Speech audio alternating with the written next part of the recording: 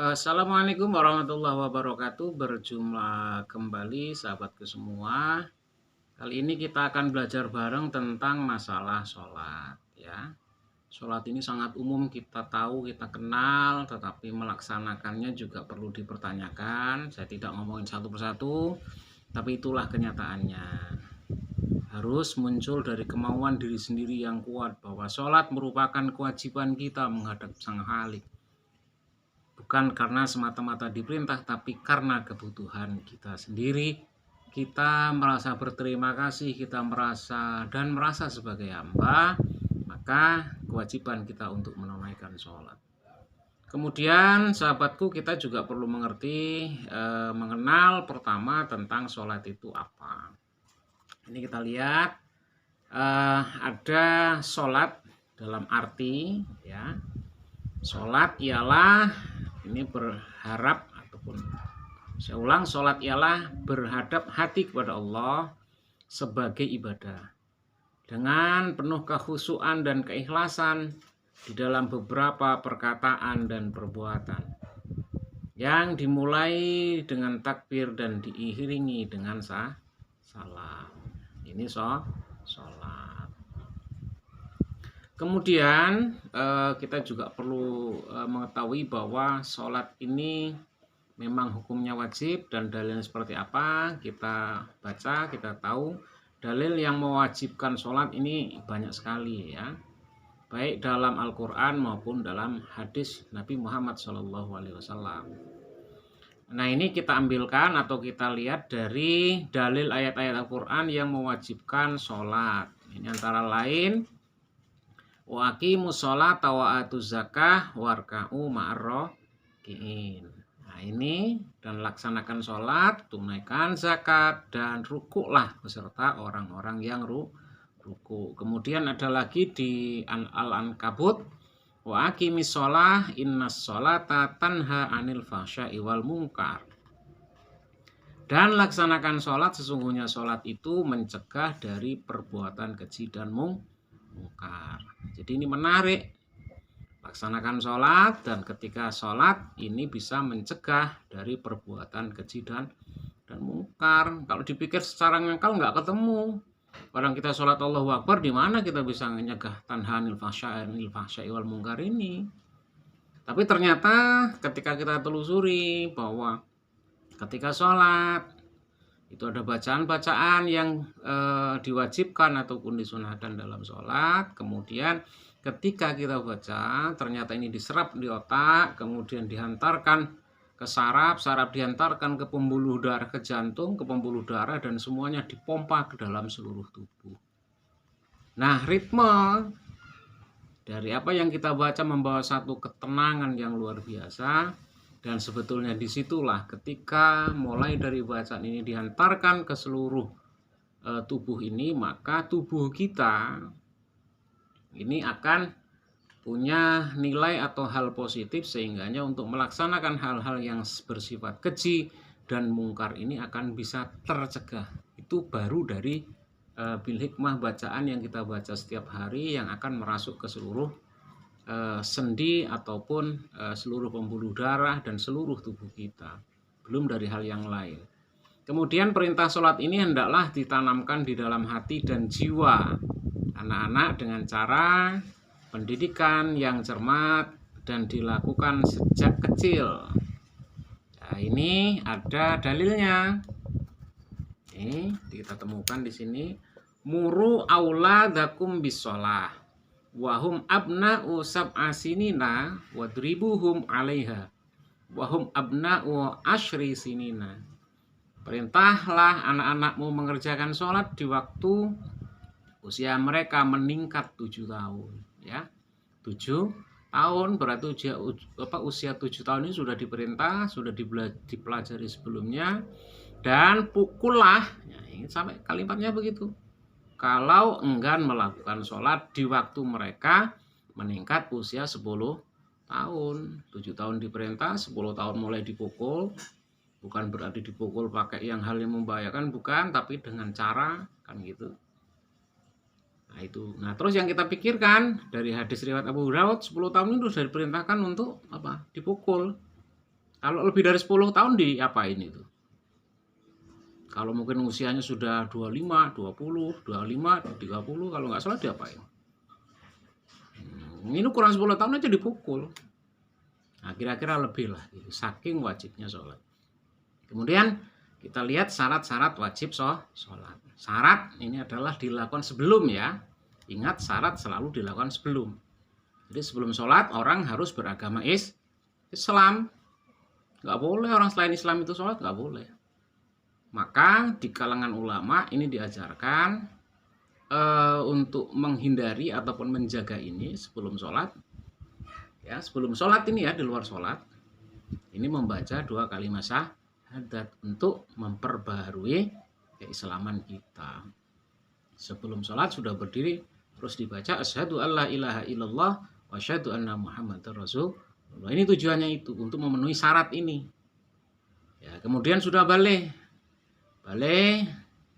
ini 15 tahun untuk pria, kemudian 9 tahun sekian ataupun yang sudah haid untuk ukuran wanita, ini secara simpelnya. Kemudian berakal, ya, orang yang sholat ini wajib berakal. Kalau lagi mabuk dan segala macam nggak boleh sholat, ya, apalagi kondisinya memang sudah majnun atau gila, dia tidak kewajiban lagi untuk sholat. Suci dari haid dan nifas ini tentu ya, tidak berhadas besar. Terus setelah mendengar ajakan dakwah Islam, maksudnya memang sudah ngerti tentang keislaman.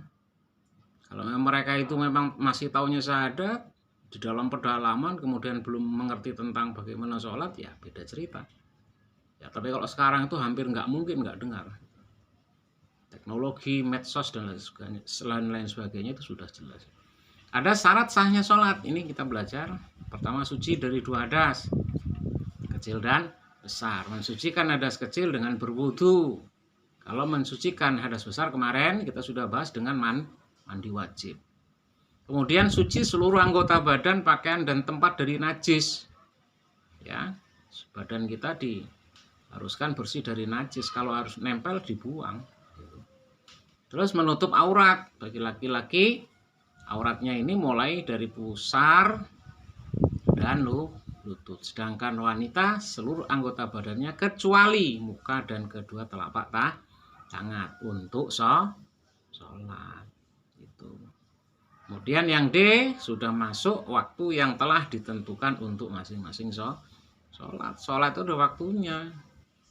Nah, sholat asar yang dibaca atau yang dilakukan sholat duhur ya nggak boleh. Kemudian menghadap kiblat. Bagaimana ketika kita nggak ngerti, di tengah-tengah hutan nggak tahu kiblat, arahnya kemana ini Ka'bah kan gitu. Ya sudah, berdiri dengan keyakinan arahnya dikira-kirakan di mana arah kiblat itu, dan itu sah, boleh. Kemudian mengetahui mana yang fardu dan mana yang sunnah, ini juga harus belajar, berarti kan gitu. Fardunya apa, membaca Fatihah dan lain-lain. Menjauhi perkara-perkara yang membatalkan sholat, belum batal wudhunya kan gitu. Oke, kita lanjut ke rukun sholat. Rukun sholat ini pertama niat. Ya, harus niat. Niat itu apa? Qasdu syai'i muqtaronan bi fi'lih. Mensengajakan diri atas sesuatu diiringi dengan melakukannya. Nah, terus niat itu di dalam hati. Ingat, niat itu di dalam hati. Lafadz niat itu usolli, fardul maghribi, salasa dan seterusnya. Itu lafal ya. Maka ketika dituliskan usolli, diajarkan oleh para ulama itu sengaja untuk menuntun hati kita. Karena niat itu nanti pas di apa? Pas di takbiratul ihram. Allahu Akbar. Tangan kita bergerak untuk takbir. Terus mulut kita bunyi Allahu Akbar. Hati kita berniat. Niatnya itu usolli. Nah, seperti itu kalau kita bunyikan. Fardul maghribi, salasa dan seterusnya. Maka namanya baca usolli itu nggak ada dalam sholat. Usolli itu dibaca di luar sholat untuk menuntun. Ketika sudah berdiri, sudah baca syahadat, tasjidus syahadah, memperbarui syahadat, kemudian usolli fardhu dzuhri arba'a raka'atin dan seterusnya. Allahu Akbar. Itu ditata oleh para ulama untuk menuntun hati kita. Untuk apa? Ketika pas takbiratul ihram kita niat, nah hati kita sudah jalan seperti itu. Itu ya maksudnya. Nggak usah pada ribut. Sholat pakai usoli dan nggak usoli, itu nggak ada sholat pakai usoli. Usoli itu dibaca di luar sholat. Kemudian berdiri tegak bagi yang berpuasa ketika sholat fardu. Wajib hukumnya berdiri, maka kalimatnya aqimus sholah, dirikanlah sholat. Kalau nggak mampu berdiri baru boleh duduk boleh berbaring bagi yang sedang sakit dan seterusnya. Sampai saking wajibnya sholat, ketika sudah nggak mampu apa-apa menggunakan isyarah. Itu saking wajibnya sholat. Kalau udah nggak mampu ya disolatkan. Karena udah nggak mampu itu disolatkan. Berarti apa itu? Meninggal dunia. Kemudian membaca surat Al-Fatihah pada tiap-tiap rakaat. Ini jangan lupa, ini rukun ini wajib dilakukan. Kalau nggak dilakukan nggak sah. Kita lanjutkan sahabatku semuanya. Kita lanjutkan. Ini ada ruku dengan tumak ninah. Ya, ruku habis baca Fatihah kemudian Allahu Akbar. Ruku Subhana Rabbiyal Azimi wa bihamdi, ini dengan tumak ninah. Tumak ninah itu anteng, berhenti badan ini semuanya, menghentikan gerakan walaupun sejenak. Kalau di kitab yang lain itu diterangkan minimal itu biqadri subhanallah. Nah, minimal dengan kalimat subhanallah, jadi nggak panjang. Maka jangan suka protes. Itu sholatnya nggak tumak ninah, ya gimana loh tumak ninah itu? Kalau di kitab, beberapa kitab silahkan dibuka, itu biqadri subhanallah. Jadi cuma sebentar. Hentikan semua gerakan, berhenti kira-kira seukuran orang bunyi subhanallah. Kemudian iktidal dengan tumak ninah, bangun dari ruku. Kemudian sujud 2 kali dengan tumak ninah. Duduk di antara 2 sujud dengan tumak ninah, terus kemudian duduk tasyahud akhir dengan tumak ninah, membaca tasyahud akhir, membaca sholawat kepada Nabi, salam yang pertama, yang wajib salam pertama. Salam yang kedua itu sudah sunnah. Assalamualaikum warahmatullahi pertama, selesai sholat itu. Kalau mau disambung kedua sunnah. Kalau misalkan kebetulan assalamualaikum yang pertama ini batal, ya sudah selesaikan itu. Tapi kalau sampai terus nengok lagi ke kiri diteruskan sunnahnya, batal sholatnya. Gitu ya. Terus yang selanjutnya adalah tertib berurutan. Kiranya itu dulu. Besok kita akan belajar tentang yang membatalkan sholat. Mudah-mudahan bermanfaat. Kita ketemu dan berjumpa lagi di keesokan harinya. Wassalamualaikum warahmatullahi wabarakatuh.